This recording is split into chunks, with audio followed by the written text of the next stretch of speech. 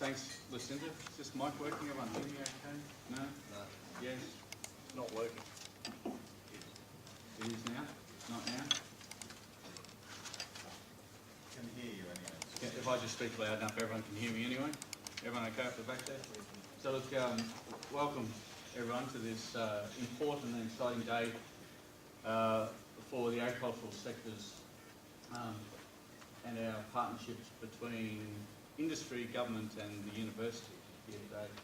A special welcome to start to Mr. Darryl Maguire. I think Darryl, member for Wagga Wagga here today. Great to have your attendance and your presence here. To Andy, Professor Andrew Van, Vice Chancellor and President, Charles Sturt University, again giving up your time here this morning. A great sign of the support from Charles Sturt to this industry and partnership. I joined the New South Wales government 5 months ago. I joined New South Wales Department of Primary Industries 5 months ago, as Lucinda outlined. One of the great honours I had in taking up the role of Director General DPI was I also got to chair the Farrer Memorial Trust. Now, William Farrer is someone that we should keep forefront in our mind today as we think through the possibilities for agriculture going forward. And I say that because his work in wheat breeding research and that culminated in the release of the Variety Federation in 1900 was pivotal to the formation of the Australian wheat industry. That variety, named Federation due to the impending Federation of Australia, over the next 20 years resulted in a trebling of the Australian wheat harvest, which is a kind of significant step change that the industries are looking for at this point in time. Now, what I like about William Farrer's approach was it highlights 4 key areas that I think we should be thinking about here today. First of which is he had a very clear objective about what the end goal was. And it wasn't too complicated. When he set out, he started out on a journey to produce a good loaf of bread. And I think it's important on 2 fronts. One, the simplicity of the vision that he had, as well as the fact that it had the end product and the customer in mind and as his starting point. And I think we're well placed today with the speakers that we have to make sure that whenever we're talking about agricultural industries, we recognise the fact that at the end of the day, meeting customers' expectations is critical to the success of the industry going forward. Secondly, he took a long-term view and he knew that success was going to have to follow iterations of failure. Now, it took Farrer 20 years from the start of his wheat breeding program to his success with the Federation of Strains. 20 years of continual failed breeding experiments, but he kept to the fact that he had a clear vision in mind and was prepared to wait out the long game to get the results he was looking for. Again, I think an important feature in agricultural research that we need to keep in mind ourselves. Thirdly, he knew where to focus his efforts to add value. And so out of the thousands of different attributes that he could be breeding for or selecting for in his breeding program, he focused on increasing productivity through lifting yields, and he focused on rust-resistant strains. And he just narrowed in on those 2 key areas as where he felt his breeding program could add the greatest value. And finally, he collaborated. In an era in which mail between Australia and Great Britain was a 12 to 14 week journey at best, he maintained close collaboration and networks with French wheat breeders, who at that stage were breeding wheat for dry areas, and also with plant breeders in India. Now, that awareness of the necessity for collaboration at such an early stage, and with such difficulties when you compare the opportunities that we have for collaboration today, I think is another key attribute of Farrer's work that allowed him to gain the knowledge, shortcut some of his R&D processes and to build upon his opportunities for success. Now, we're quite proud because William Farrer is also a New South Wales Department of Agriculture employee. The department was then and is now a critical component of assisting the economic growth of our regional economies and of the state of New South Wales. In the grain sector alone today, we have over $140 million invested in R&D in the grain sector. We have over 150 scientists and grains experts who are managing collaboration with industry partners, with research and development corporations, with universities, and with individual farmers to help bring results from that investment. I just want to mention quickly one of those examples of the collaboration, and that's our functional grain centre work. I think Chris is here today. Chris Blanchard, Director. Chris. Now for me, this is a great example of where we are replicating Farrer's models for success. The Functional Grain Centre has a clear picture and end objective. It's about transforming rice, pulses and canola into high-value products. It's moving away from commodities and looking to how we extract maximum value out of the products that we're producing. It is taking a long-term view. Part of its investment and program is training the next generation of food scientists to ensure that the transformations can continue beyond the life of this centre and beyond the life of these projects. It is focused on where to add value. It's narrowing in on the grain storage and processing processes. It's identifying key sensory attributes and chemical markers for quality, and it's identifying new novel bioactive compounds to generate new functional products. And importantly, it's building on collaboration. That centre involves Charles Sturt University, New South Wales DPI, Grain Growers Limited, CSIRO, and industry partners such as MSM Milling, who is represented here by Bob Smith. So just one of the many collaborative adventures that we have on the table today that is continuing to replicate those models of success that Farrer taught us so long ago. Now Farrer's starting point was that simple objective.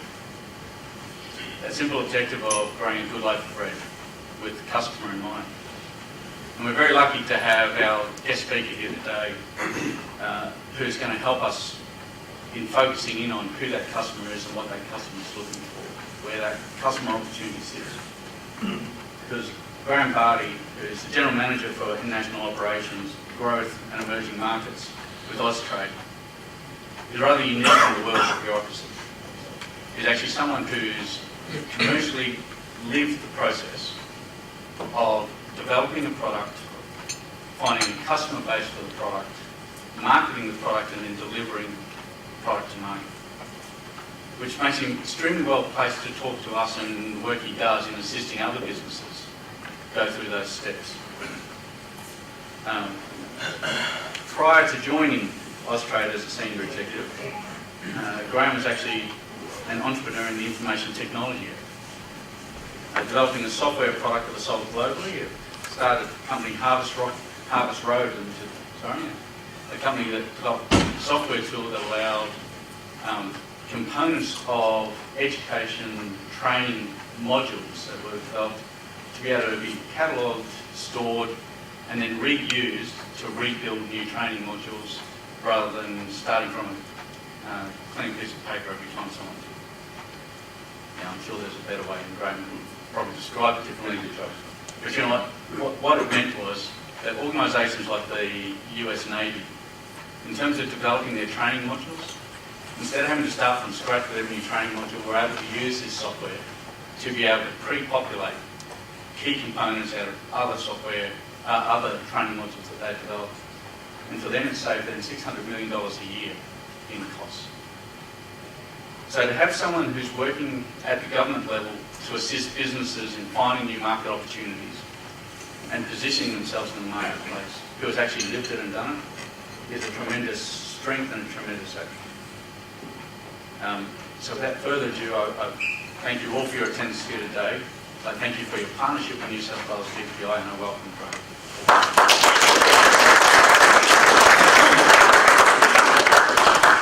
Thank you very much, Scott, and thank you for welcoming me here today.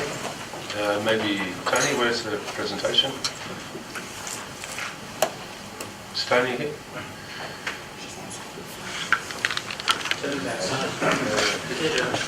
I won't put it on that. No, you George. I can kick off anyway. So, yeah, I am. So thank you, Scott, for DPI, and I would also like to acknowledge Wayne Murphy, who's our trade staff partner here today. Certainly thank you for inviting me here to participate today. I actually do lots of forums and presentations like this when I do them in other countries. And I'm talking about you when I do them, so it's really nice to come here and to be with you. And last night's entertainment was possibly the most enjoyable and funniest thing I've ever seen for a long time. So it was a really good experience. And I think what Cinder said last night reminds us of where I used to be in Austrade to give my talk, and that was exactly it. That sense of humour and quirkiness that we had, very hard to translate into other cultures. And I can, as both Scott and I were in the US, when I ran the Americans, North America and South America, and we'll understand the Americans will not get that humour at all. So don't even bother to try. So I think that's everything. Now, I have been an exporter. I was an entrepreneur. I innovated and developed my own product. I raised $27 million in capital. I exported to 15 countries in multiple languages. So I know what it is to turn up to an environment, to an airport at midnight, and to find your way to the place, and to try and be intelligent and charming and smart, and then go to another place and change your flight and maybe go another way so you look like a different person. And so your organisation looked better than what it was. So I do understand the challenges associated with that, and the complexities around that. And even some of the really subtle, nuanced things. I remember I had a really major tender opportunity in the US to present to 20 state institutions my software product. I was shortlisted down to 2. I had to go to South Carolina to present to this tender forum, but I didn't have enough money to take, my technical guys with me as well, so I had to do the technical presentation.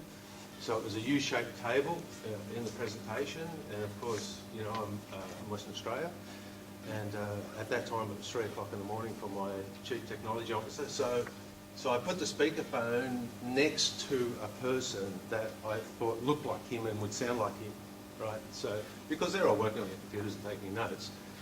So I figured, as he was on the call, they wouldn't notice that, he was actually in Australia. And so we were giving the presentation. It was 3 hours worth of presentation, so I needed him on the call.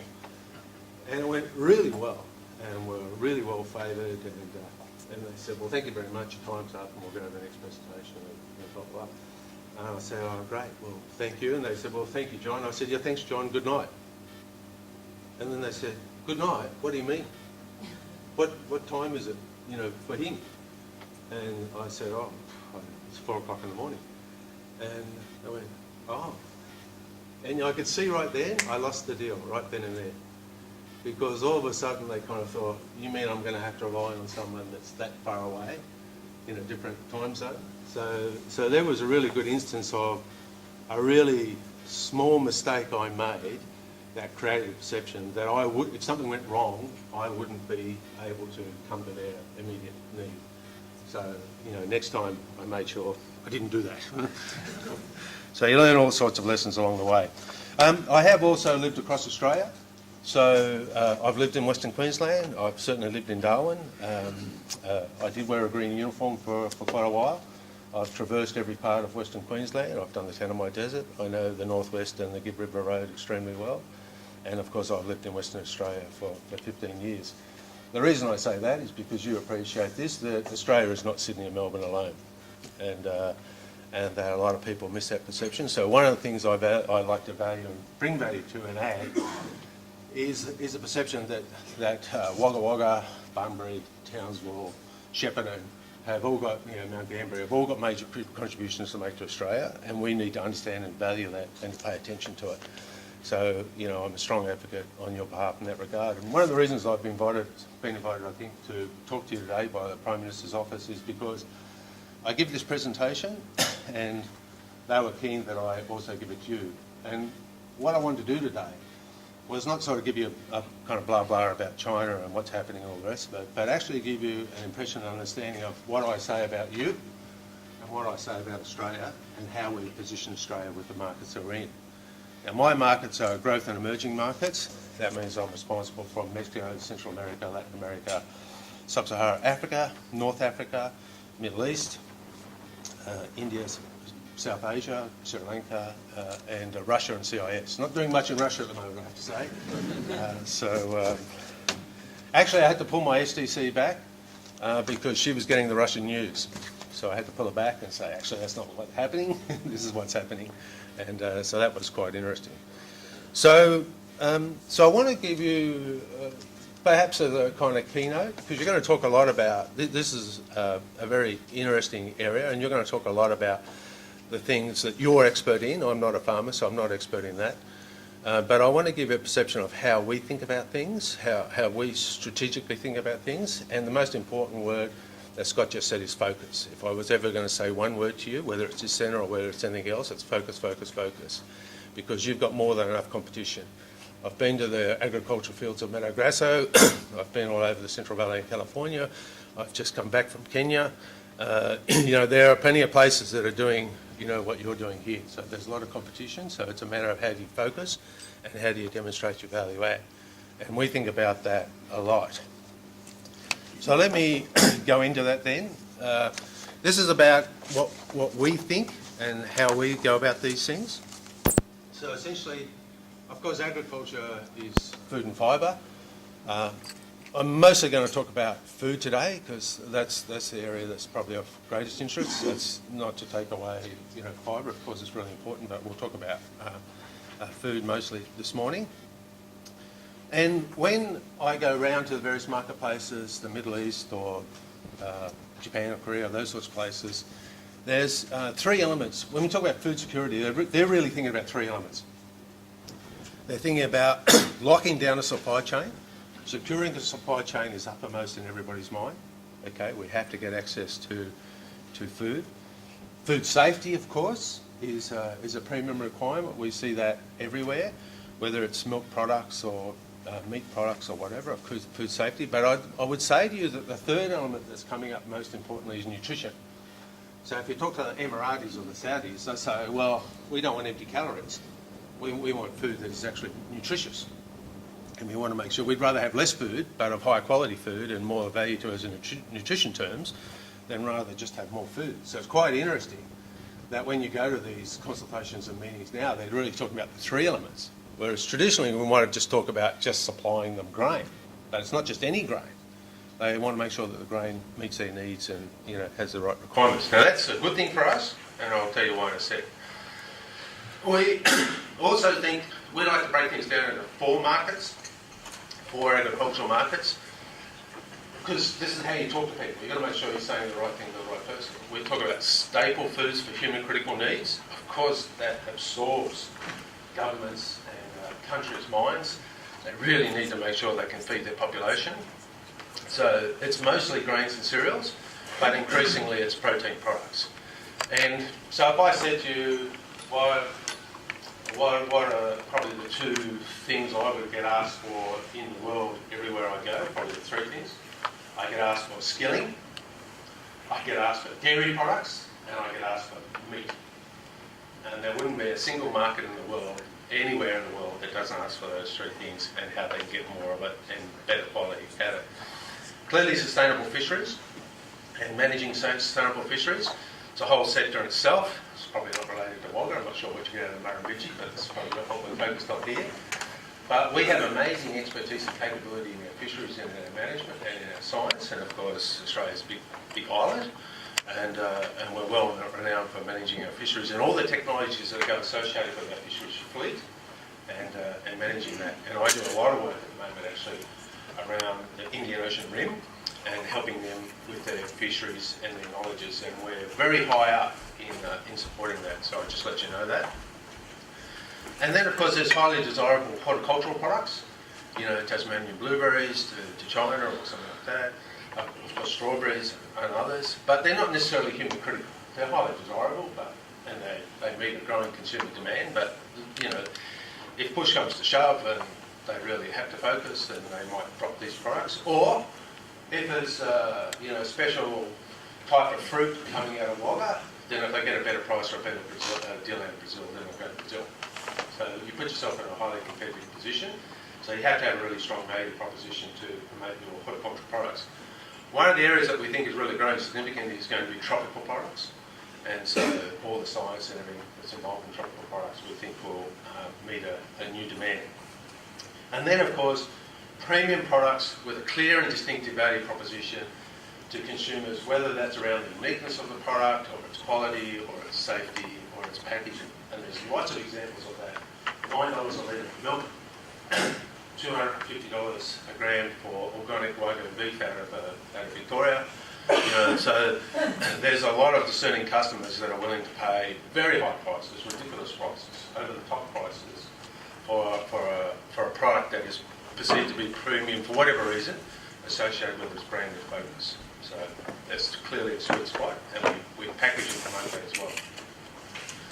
So I borrowed some information from the Australian Export and Innovation Grain Centre, and so these are their numbers. So I don't have to give you any numbers in great detail, but it clearly shows you that beef now Scott's XMLA. There's 140 direct flights going up to 150 direct flights into Dubai, Abu Dhabi, and Doha a week from Australia direct. You know how much meat's going in that in those foot lockers? There's more chilled meat, in the hole than there is in the sitting passenger seats, and it's amazing, how much meat. And we have a unique advantage in Saudi at the moment because both Brazil and the US are banned because of mad cow disease. So we have a unique opportunity to own the Saudi market for the next 2 or 3 years in all categories: white meat, sheep, goats, as well as red meat. So beef, of course, staple foods. Wheat is an issue. 200 million metric tonnes required by the year 2050. Australia currently produces about 18 million, I think. So even if we double production, it's 36 million. It's nothing compared to what the world requirement is. That's a really important point, because we can talk about the food bowl as much as we like, but we're not a food bowl, we're just a supplier. And it doesn't matter how much we produce, or even if we double or triple our production, we're still not going to be a food bowl provider, we're only going to be a producer. Now that's going to really affect the way you think about what you do, because if we're not going to own Asia as the food bowl, then what is our role, and what role do we want to play? And I'll keep coming back to the word focus. I think that's really important. So it's kind of interesting, isn't it?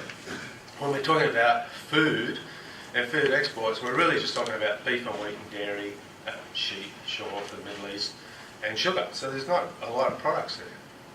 The other really interesting thing is that more people, we know all this, more people means that we actually have to feed more people per hectare. And of course, that's what this is about. That's what this centre is about. That's what all these forums are that are going around Australia at the moment are about.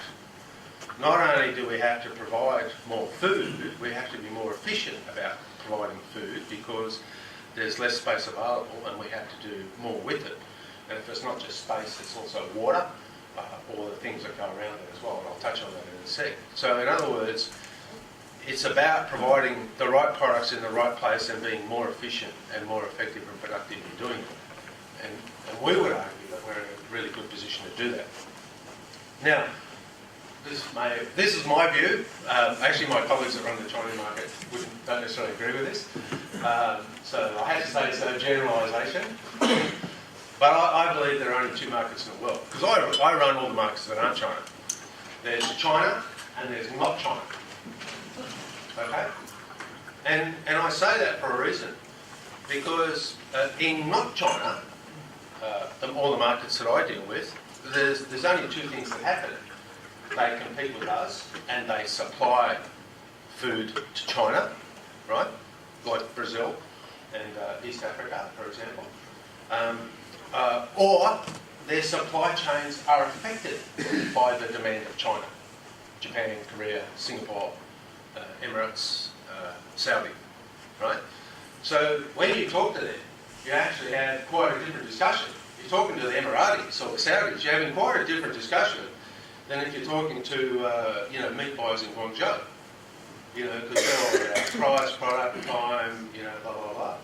And it's about how big's the net and how far can we ship it over.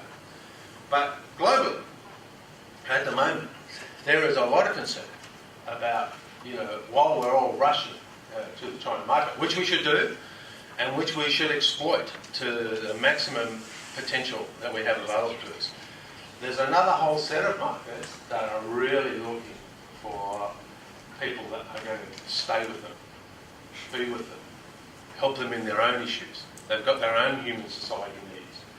You think of Japan and Korea, they're really worried about food security, right? Because China's sucking everything up. And so we'll talk later, but when you're just sucking up food, you're not just sucking up food. Food is actually converted oil and water.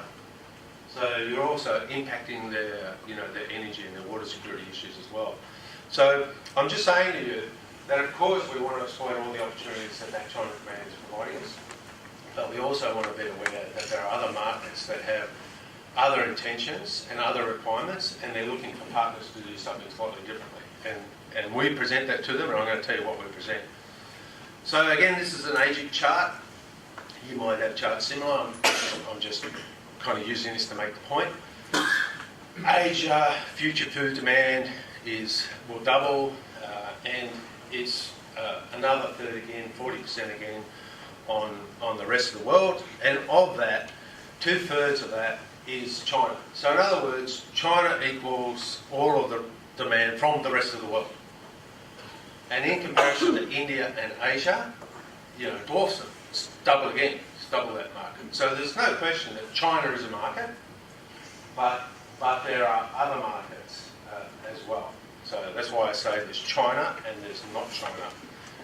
And you deal with those markets in different ways. So if we talk about the not China, then we kind of take a strategic view on how we approach those markets. And so they're saying to us, look, China wants trusted suppliers. It wants regular supply, and it wants safety in the product it's delivered, for sure. But in these markets, the not China markets, they want a trusted supplier, but they also want a trusted partner. And the trusted partner is the kind of Barnaby Joyce, no threat to you. In other words, if we can't, even if we double our production, we're still only going to make a dent, but not a massive dent in the world global supply, then actually we need to help those markets that have a food insecurity problem with their own domestic production. Now in Saudi, the Emirates and Abu Dhabi, that's nearly impossible. But we might be able to help them with other food crops. And so what they're also looking for is, look, please can you also help us with our own domestic production, so at least we can have a modicum of food security based on our own resources. Okay? So then that means that we've got two things. We can become both a supplier of a product to that market, but we can also supply capability to that market in terms of research or skills or consulting. I know there's some consultants here today on consulting. In other words, help them develop what they need to do in order to create a better level of production. Now that takes us to trusted partners. We're not just flogging, product to them. We're actually becoming their partner. We're interested. And so sometimes, I'm not suggesting this, of course, because you want to pursue the China market, but sometimes it's better to have a customer who really wants you and really needs you, whom you do a really good job for. It gives you 100% of their business. Than out in a marketplace where you're competing with every man and his dog, and you're up against the Brazilians dropping their prices or whatever. So there's different ways to approach markets. I'm just suggesting that some of these other markets give you a value proposition. And we've developed an internal mechanism, which we're sharing with state governments and other departments, about how we identify and analyse and influence high-value opportunities in new markets. And we firstly do that by identifying what a market trigger is, whether it's what the food insecurity is in this case, there's lots of other examples. Could be water insecurity. There's lots of examples. But this particular one, we're talking about food. So what's their requirement? Why can't they meet that requirement? What's the market failure? And are they looking to Australia for a solution? Well, then we'll analyse, does Australia have a comparative advantage? Do we have a capability and capacity to meet that need? And do we have within you a willingness to go to that market? Because I might do all those things, but you guys say, we're not interested in going to that market, so forget it. So if all those 6 factors come together, market requirement, immediate market driver, market trigger, maybe there's been a flood or a storm or a tsunami or something, market trigger, market failure, comparative advantage, capacity, capability, willingness to export, if all those things work, then we develop a framework to go and approach that market, and we call that framework PRETS. We call it following the PRETS trail. And in that, what we do is we say, okay, are there standards? Are there food safety standards, or are there policies, or are there regulations, or are there institutions that we have to develop in market that are going to make the facilitation of your exporting easier? Should we get the Graham Centre of Innovation come and do some collaborative research in the market to ensure that we're positioning it correctly, whether it's bulk handling, or whether it's transportation, or maybe there's coal dust going into fly ash going into their grain fields or something. So let's do some research to identify the problem, define the problem, and then probably do some skilling and some educating, and then we can provide our produce or our equipment or our technology. In other words, we're preparing the market, just like if you're building a hotel, you actually have to construct the hotel in the first place before you even worry about the services. What we're actually trying to do is prepare the market to accept your product so that it can be moved and shipped in the right sort of volumes. So that's a very important process we have internally to strategically look at each market, market drivers, market failure, and then how would we draw together a longer term strategy for your competitive advantage. And then, of course, you've heard about economic diplomacy, and you all know about business missions and the way that business missions are held. So we have a role. Our role at the top there is to identify and influence and then advise on what we think that opportunity is. And then our ambassadors and our foreign affairs officials are kind of interested in economic diplomacy. Maybe they'll put some aid money towards solving irrigation issues or towards helping some research. And then, of course, state governments and ourselves run business missions. If we have followed the kind of PRETS model, then we have a very clear idea, my favourite word, focus. We have a very clear idea of where to focus, and we have a very clear idea of what problem we're trying to solve. So using the PRETS model, we identified in India they had 2 major issues. One was around grain handling and getting to market, and the other, some of you may have been involved in that, and the other one was around dairy services and technology. In other words, we're not talking about selling dairy products to India, although that might happen. They produce a lot of dairy, as you probably know, but their industry is inefficient and incapable. We apply the PRETS model. We found all the key players around dairy services and technology within the Indian market. We brought them out in a mission. Across Australia, we introduced them to all the key players that could assist them in dairy services and technology and solve their exact problems. And we took them around Australia. And that turned out to be one of the most successful inbound missions we've had for some time. And now we've created a very strong relationship, with that market. Going back again to what I said about food insecurity and then looking for strategic partners. So I just want to say that the business missions and the way that we go about this isn't happenstance. It's not just something we dreamed up because we had to do something for the next quarter. We're actually thinking strategically, and we're thinking long term about where we should position our assets and how we should position you for your best effort. Because I know as an exporter, you could probably do 1 new market a year. It probably takes you about 3 years to effectively enter a market, sustain a presence in a market.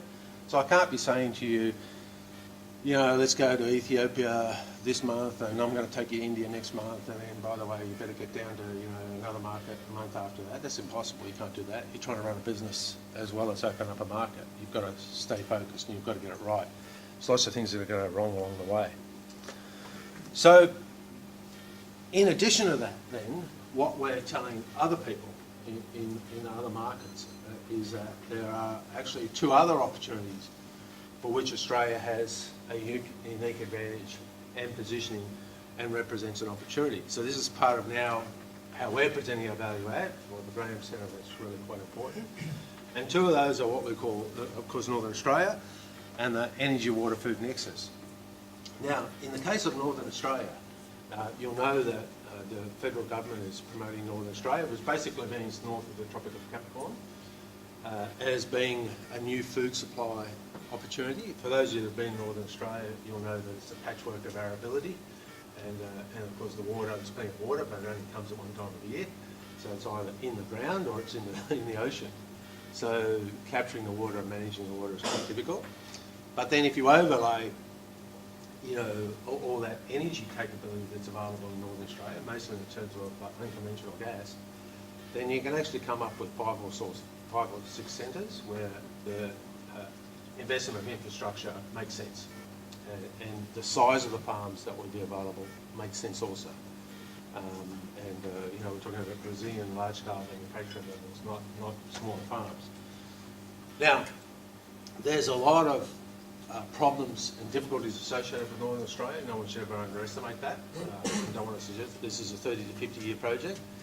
This is capturing water for irrigating the Central Valley of California equivalent, and therefore there is a lot of science involved. So there's discussion about a CRC for ag for Northern Australia that is going on at the moment. But one of the other issues that's really important here is that if you talk to the Japanese, Koreans, the Singaporeans, Emiratis or the Saudis, you can say to them, do you know what? Australia is one of the 5 or 6 net exporting food countries in the world, countries that export more food than we consume. There's 5 or 6, you know them all. But there's no other country that has the equivalent, patchwork for sure, but if you aggregated all of the arable land that's available in Australia, it's equivalent to the size of France. There's no other country in the world that has arability the size of France, that's a net exporter, that can actually invest and create a new food supply capability purely destined for export. Okay? Now, all sorts of issues there. I'm happy to discuss that. But for those partners that are not China and that have an insecurity, they're really interested in investing in this new opportunity, both in terms of infrastructure and production capacity as well as in processing. But what they're really interested in is, can they also join in the research and the science and invest in understanding the problem? Because if they can, then they might be able to translate some of that expertise, breaking the code on how to operate in Northern Australia, and translate it into their markets to help them again with their threatened domestic production capability. So if that were true, and if they do that, and if the Saudis or the Emiratis, the Japanese, Koreans, the Singaporeans join in on the science of Northern Australia, then again, it's an extension of the trusted partner relationship we have with them. And for centres like this, that's a really important element. So I just put it there that Northern Australia represents more than just producing product and shipping it out. And it is a 30 to 50 year project. The other areas are energy, water, food nexus. And I give these presentations a lot, Indian Ocean region. I'm about to do 3 in Latin America, and we've just done it in Abu Dhabi and Riyadh and Dubai. And what it says now is that, of course, there's energy security, there's water security, there's food security. We understand all of those as individual components. And sometimes we've talked about water and food securities, combo, and water and energy as a combo. But actually what I would now argue, and what we've now propositioned, is that the 3 are connected. You know, in this century, the 3 are connected. You can't disconnect the 2. And so some countries that have a water security problem are now importing food, and food for fodder, so alfalfa, for example, because what they're really importing is oil and water, right? So rather than producing their own alfalfa, they're importing it. And so there are clear and critical issues around these 3 components. If the price of oil goes up or otherwise, or they have a severe food crisis. So really, the worst example in the world, actually, is in Saudi. And in Saudi, they wanted dairy products, so they swapped out grains for human consumption for alfalfa. So that's 4 times as much water to produce alfalfa, to feed to the cows. 100,000 cows in air-conditioned sheds, who are powered by diesel, right? The air conditioning and lighting, everything's powered by diesel, and the water is desalinated and imported 100 kilometres piped. I mean, dumb ass, right? And I mean, when no one say that, wouldn't say the thing. But and it's all fully subsidised. So the reality is that change one more element of that, and they won't have inherent domestic dairy production at all. So what we argue around this is that in the case of the energy water food nexus, only Australia, only you guys as farmers in your region understand the issues of the river going dry, of operating in a highly stressed environment and still getting high grain efficiency and productivity. Only Australia understands that, you know, whether it's the southwest, the Great Southern, or whether it's here in the Murrumbidgee region. Only we understand that. Not China, not Japan, not US, not Canada, not Britain, not Korea. No one else understands this better than we understand this. So if you're in a stressed environment, Mr. Market, we're the guys that know how to do this, and we have all these things that know how to maximise this for you. And then if you add on Northern Australia, then you add on that new opportunity that we can also be a part of this going forward. So we have all this knowledge based on the southern area and the southeastern area, and we're going to build all this new knowledge based around the northern area. So Australia is both a current strong partner for the Nexus, but it's also a strong long-term partner. So this is kind of interesting because the other thing that Austrade does trade facilitation, it does investment, and it does education marketing. So there's clearly a lot of discussion about investment. I think the ANZ Bank estimated that Australia requires about $1 billion in investment in infrastructure and generational change and production capacity. Just to stand still, we need $1 billion by 2050. And so clearly there's a lot of investment attraction. If you go around to various places now, if you go to Perth, they're not talking about mining investment at the moment, they're talking about agricultural funds and investment. So you know better than anybody all that activities going on, but why? So if you look at these charts, then this is pretty simple. It says that the value of agricultural land is significantly higher than any other land that you might purchase for commercial or residential purposes. In other words, the dollar per acre that you can sell your land for is more than for any other purpose that land can be used for. And then when we look at the cost of land globally, you can see that Australia is the second cheapest place in the world. So you currently can get more for your land for agricultural purposes, but on a global scale, we're almost the lowest price. So if you're an overseas investor, that looks pretty good. And then if there's land available, including whatever's available in Southern Australia plus Peninsula or Northern Australia, then you can understand why their eyes are opening up. And Mubadala and Emirates funds and all those sorts of guys are starting to really pay attention to what's available in Australia, because this story I'm telling you today, they all know the same story. So that's why they're starting to look at, what are the opportunities in Australia. Now, political issues aside, aggregation aside, size of the farms aside, because these sorts of funds want to invest $500 million, $1 billion, that's what they're looking for. So there are lots of issues, but I'm just telling you that from an international perspective, growth in emerging markets that have funds to invest are looking at these sorts of numbers, and Australia in that context. And then from the Nexus point of view, as my last chart just kind of shows that historically you could argue that the food shock was really caused by the oil shock, but when you look at the food shock that impacted the Gulf Coast countries in particular, it's pretty scary how fast things can change so quickly. So again, you can't disconnect energy from food. They're totally related from a price point of view, but they're also totally related from an availability point of view. So that pretty well concludes what I wanted to say today, and I hope it's been of interest to you, but I didn't want to repeat all the sort of stats that you know about the market and why you should be doing it. You're all expert and you can all do that. But I really wanted to share with you what we're thinking, how we plan, how we strategise, how we're positioning Australia, and what your markets think of you, and what they're trying to achieve, and how we package that. I hope we're doing a good job for you, and I hope you enjoyed this morning's presentation.